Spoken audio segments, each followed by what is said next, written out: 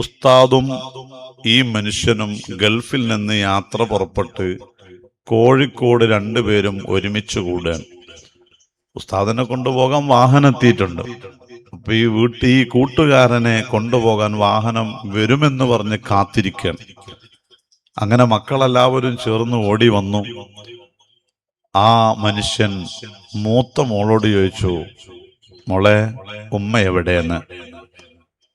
മിനിഞ്ഞാന്ന് വരെ സംസാരിച്ച് വീട് കയറ്റാനും എല്ലാത്തിനും ഗൾഫിൽ നിന്ന് അയച്ചു കൊടുക്കുന്ന പണം കൊണ്ട് ഡീല് ചെയ്ത് ഒരു കുടിയിരിക്കലിന്റെ വക്കത്തെത്തി നിൽക്കുന്ന ആ ഒരു മുഹൂർത്തം നിങ്ങളൊന്ന് ആലോചിച്ചു നോക്കിയേ. ഒരുപാട് കാലം വാടക വീട്ടിലൊക്കെ താമസിച്ച ഒരു കുടുംബാകുമ്പോൾ ആ മൂത്ത മകൾ ഉപ്പയോട് പറയുന്നത് ആ ഉസ്താദ് കേൾക്കാണ്, ഉപ്പ നിങ്ങളോട് പറയാതിരുന്നതാണ്, ഉമ്മ ഇന്നലെ വേറെ ഒരാളെ കൂടെ ചാടിപ്പോയി എന്ന്.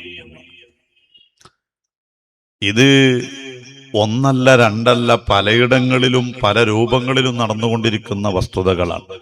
അതുകൊണ്ടാണ് ഞാൻ പറഞ്ഞത്, വാണെങ്കിൽ ആമീൻ പറഞ്ഞോളീന്ന്. അള്ളാഹുവിൻ്റെ ഒരു മഹത്തായ സഹായം, ഒരു തൗഫീഖ് എല്ലാത്തിനും വേണം. നമ്മുടെ ജീവിതത്തിൽ നമ്മൾക്കൊരുപാട് വിദ്യാഭ്യാസം ഉണ്ടെന്നൊന്നും പറഞ്ഞിട്ട് കാര്യമില്ല. അള്ളാഹുവിൻ്റെ ഒരു തൗഫീഖ്, അള്ളാഹുവിൻ്റെ ഒരു സഹായം നമ്മളെ എല്ലാ മേഖലകളിലും വേണം. ഞാൻ വലിയ പഠിപ്പിസ്റ്റാണ് എന്ന് മോന് പറയുന്നുണ്ട്, പക്ഷേ ചില വേളകളിൽ അവൻ കുടുങ്ങിപ്പോകും. അതല്ലെങ്കിൽ ആരോഗ്യമുള്ളവനാണെന്ന് നമ്മളൊക്കെ പറയും. ചില വേളകളെത്തുമ്പോൾ നമ്മൾ തളർന്നു പോകും. ചില രോഗങ്ങളൊക്കെ അഡിക്റ്റായി പോയാൽ നമ്മൾ തളർന്നു പോകും. അപ്പോഴെല്ലാം നമുക്ക് ആവശ്യം റബ്ബിന്റെ സഹായമാണ്.